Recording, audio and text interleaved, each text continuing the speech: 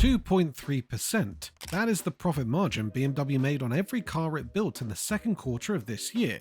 2.3%. For a company whose own long-term target for that number is between 8 and 10%. Think about what that means. BMW didn't miss its target by a little. It missed it by roughly 3/4. A premium manufacturer, the maker of what it still calls the ultimate driving machine, is making the kind of margin you'd expect from a budget hatchback firm fighting for survival on volume alone. And BMW was supposed to be the safe one. While Porsche lost 98% of its profit last year, while Mercedes watched 57% of its own vanish in 12 months, BMW sat there, quietly, conservatively run, the one German giant that seemed built to weather anything.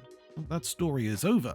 The numbers that have come out of Munich this year are not a wobble. They are the third major German premium collapse in barely 12 months, and this one comes with a very British sting in the tail. Stay with me to the end, because this one has a genuine gut punch for anyone in Britain. I'm going to show you how BMW's profit was crushed almost to nothing in a single quarter, how China, the market that used to fund the whole company, has stopped being BMW's biggest customer for the first time in the firm's history, how 8,000 jobs are being cut while the factory line workers are protected and the engineers who build tomorrow's cars are not, and I'm going to show you what BMW has just done to a British factory, and to a British government grant that should make every Mini owner in this country furious. Let's get into it. First, understand what BMW was, because you don't get a fall like this without real hype behind it. BMW built its entire identity on being the disciplined one. Not the biggest, not always the flashiest, but the most financially serious of the German premium three. While Mercedes chased luxury and Porsche bet the farm on electric platforms, BMW's reputation was built on steady engineering, steady margins, and a boardroom that didn't lose its head. For years, that discipline paid off. BMW weathered downturns that hurt its rivals worse. Analysts called it the safest of the German giants to own, the one with the balance sheet built to survive a storm. That reputation is precisely why this collapse matters so much. This isn't a company that overreached on a wild bet, the way Porsche did with its electric strategy, or one that chased upmarket glamour and lost its customer base, the way Mercedes did. BMW did almost everything the textbook says a premium manufacturer should do, and the ground gave way underneath it anyway. If you've ever owned a BMW, ever wanted one, or ever believed in that ultimate driving machine badge, hit subscribe, because this channel tells you what's actually happening inside the car industry, not what the marketing department wants you to believe. And tell me in the comments, what's the best BMW you've ever driven? Now let's watch the numbers fall apart. The slide didn't happen overnight. It's been building for over a year, and the shape of it tells you everything. Start with the full year 2025 results. BMW still delivered a healthy 2.46 million vehicles globally that year, so this wasn't a story of empty showrooms. But underneath the volume, the money had already started leaking away. Group revenue fell 6.3% to 133.4 billion euros. Group EBIT, the core measure of operating profit, dropped 11.5% to 10.2 billion. And the automotive division's profit margin, the number that actually tells you how healthy the car business is, slipped to 5.3%, already well below that 8 to 10% target range. Part of that squeeze had a very specific cause. Roughly 1.5 percentage points of that margin damage came directly from American import duties and European tariffs on Chinese-built vehicles, and it landed with particular force on one model line you'll want to remember for later. BMW's own electric Minis, built in China, were getting hit by the exact tariffs designed to punish Chinese manufacturing. And on top of that tariff pain, the average pre-tax profit BMW made per vehicle fell by around 680 euros compared with the year before. That is the fingerprint of a company quietly discounting its way to keeping volume up, buying market share instead of earning it. Then came 2026, and the slide turned into a fall. In the first half of the year, group pre-tax profit dropped 29.4% to 4.04 billion euros. Net profit fell 25.7% to 2.85 billion. The automotive margin, that number BMW is desperate to defend, slipped further still down to 3.6% for the half year. And then the second quarter arrived, and it became the epicenter of the whole collapse. Group revenue fell 7.9% to 31.25 billion euros. Group EBIT collapsed 38.7% to just 1.63 billion. Net profit fell 34.9% to 1.2 billion. And that automotive margin, the one that's supposed to sit between 8 and 10%, came in at 2.3. The market's reaction told you everything about how seriously investors took it. BMW shares slid towards the bottom of their 52-week range, trading close to the lowest point they'd touched in a year, a long way from where they'd been trading just months earlier. This is not a company having a difficult quarter. This is a company whose core profit engine, the thing that justifies charging a premium price for a premium badge, is coming apart in real time. And to understand why, you have to go to China, because that is where this entire disaster begins. For well over a decade, China was not just an important market for BMW, it was the market. It generated the outsized margins that let BMW subsidize its European operations, fund research and development for the whole company, and pay a comfortable dividend. That single geographic reality shaped BMW's entire global strategy. It has now collapsed. In the first half of 2026, BMW's deliveries in China fell 20%. In the second quarter alone, that decline accelerated to over 30%.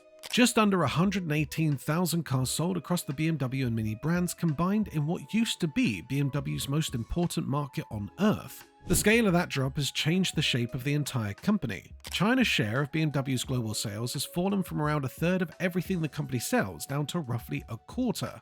And as a direct result, for the first time in BMW's modern history, Europe has overtaken China to become the company's single largest market. Sit with that for a second, because it sounds like good news, and it's anything but. European sales carry heavier regulatory costs, tougher emissions compliance, and higher labor costs than the Chinese market ever did.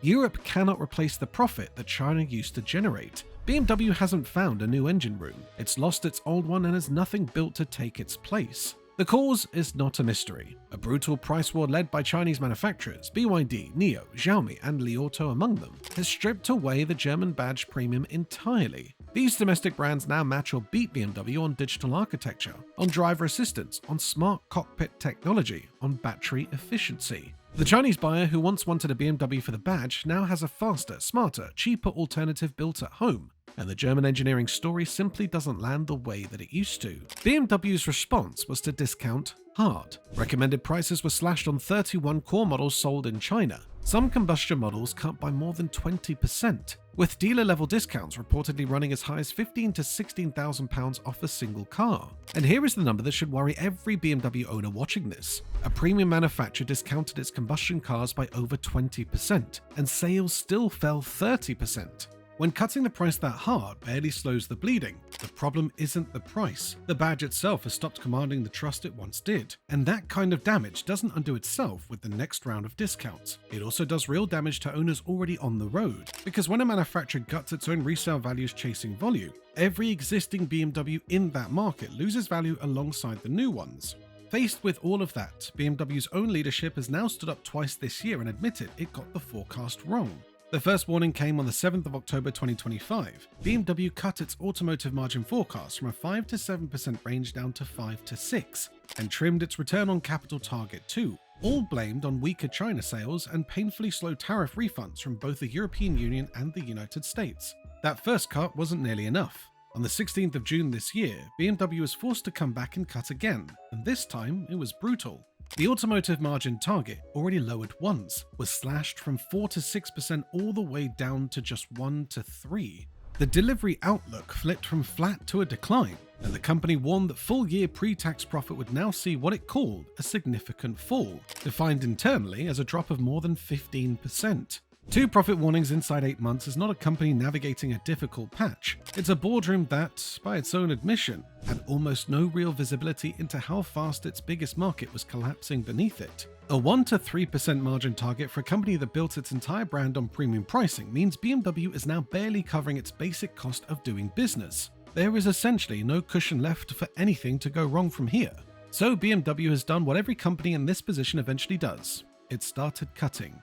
After negotiations with its own works council in Germany, BMW agreed a voluntary severance program targeting around 8,000 job losses globally by the end of 2027, over 5% of its entire global workforce. And the detail matters here.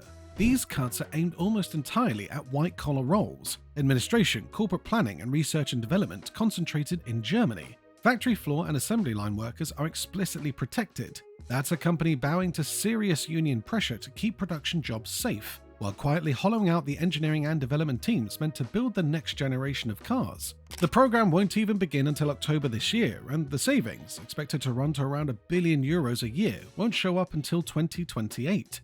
In the meantime, the restructuring itself adds a heavy one-off cost to this year's results. Cutting your own engineering headcount in the middle of the biggest technological shift the car industry has faced in a century is not a small decision. It's a company deciding that surviving the next 18 months matters more than winning the next decade. And that same logic shows up even more starkly in the spending numbers. In the first half of this year, BMW slashed capital expenditure by 30.5%. Research and development spending fell 7.5%. A cut to capital spending of nearly a third is not routine belt tightening. That's a company pulling the emergency brake, delaying tooling, delaying factory upgrades, delaying the infrastructure it needs for whatever comes next, purely to protect cash today. When a manufacturer slashes investment by a third in the middle of switching its entire product line to electric power, it is, in plain terms, eating its own future to survive the present. On top of all of that, BMW is preparing to overhaul how it actually sells cars in Europe, shifting to what's called an agency model from 2027. Under the system every dealer currently works under, the dealer buys the stock and carries the financial risk of anything that doesn't sell. Under the new agency model, BMW keeps ownership of every car until the moment it's actually sold to a customer, which hands BMW tighter control over pricing, but also lands the company itself with all the risk of unsold stock sitting on forecourts. Taking on that kind of financial exposure at the exact moment your margins are collapsing and your cash flow is under pressure is a genuinely extraordinary risk. And for the dealer network, it means shrinking margins and a serious loss of independence, right as demand for the brand is already softening. Now, before anyone assumes this is simply BMW's own management failing, look at the wider picture, because the pattern is bigger than one company. Mercedes-Benz saw its China deliveries fall 28% in the first half of this year, with a 30% drop in the second quarter alone. Audi, Volkswagen's premium arm, reported a 19% China decline over the same half year. Put BMW's 20% decline alongside those two, and the picture is unmistakable. This is not one boardroom making one mistake. This is every major German premium brand losing its grip on the world's largest car market at exactly the same time, in exactly the same way. The prestige that German engineering commanded in China for decades has evaporated, and it has evaporated for all three of them simultaneously. And now for the part of the story that should hit closest to home if you're watching from Britain. Because BMW has just made a decision that punishes a British factory and British taxpayers for problems created entirely somewhere else. Across the UK as a whole, the new car market actually grew strongly in the first half of this year, up more than 9% to well over 1.1 million vehicles. Against that growing market, BMW brand sales in Britain fell over 4%, down to under 63,000 cars. Losing ground while the entire market around you is expanding is a far worse signal than simply declining in a shrinking market. It means British buyers are actively choosing to walk away from the badge. But the real story is Oxford. BMW has committed £600 million to retool its historic mini plant in Cowley for a full electric production by 2030. That investment has now been postponed indefinitely, and as part of walking away from it, BMW formally rejected a £60 million taxpayer-funded government grant that had already been set aside to help fund the transition.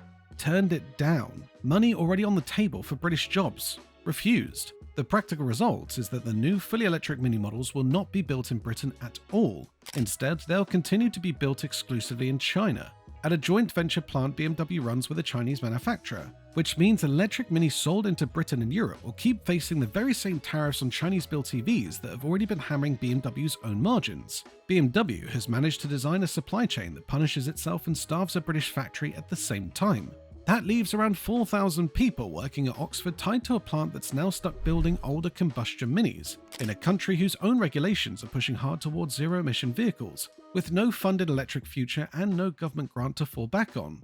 British workers and British taxpayers are absorbing the fallout of a crisis that was made in Munich and made much worse in China, while BMW protects its capital at home. And as the dealer network here prepares for that same agency model shift arriving in 2027, British retailers are heading into leaner margins and less independence at the exact moment demand for the brand is already sliding. BMW's entire survival plan now rests on a single roll of the dice, a new electric architecture called Neue Klasse.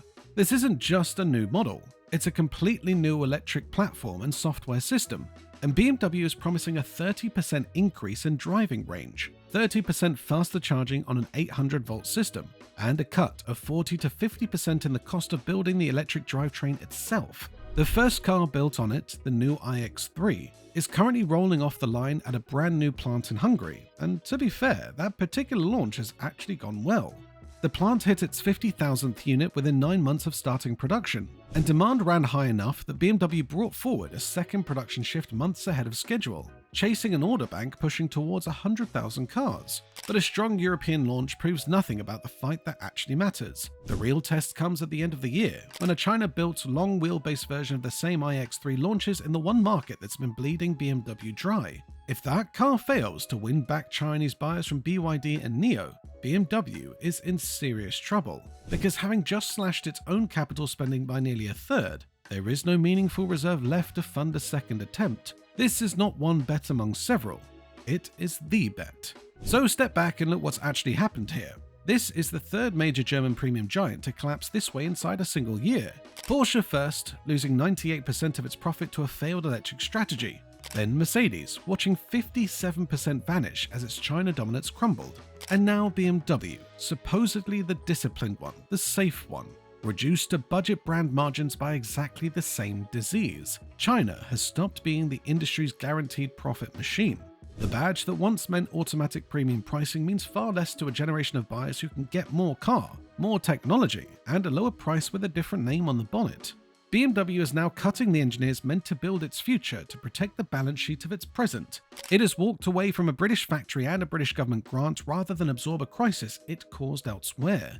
And it has bet everything that's left on one electric platform succeeding in the one market that's already rejected it once. The ultimate driving machine has run out of road to spare. So tell me what you think. Are you still buying German after watching what's happened to all three of these giants in the space of a year? Does the Oxford decision change how you feel about BMW specifically, especially if you're a Mini owner? And here's the big one. Porsche fell, Mercedes fell, now BMW has fallen. Who do you think is next? Tell me in the comments, and tell me where in the world you're watching from, because this story now touches almost every corner of the industry. And if 3 individual German giants falling wasn't enough for you, wait until you see what's happening to the country underneath all of them, because the damage isn't stopping at the boardroom door. That's the next investigation, and it goes far deeper than any one badge. Hit subscribe, and I'll see you in the next one.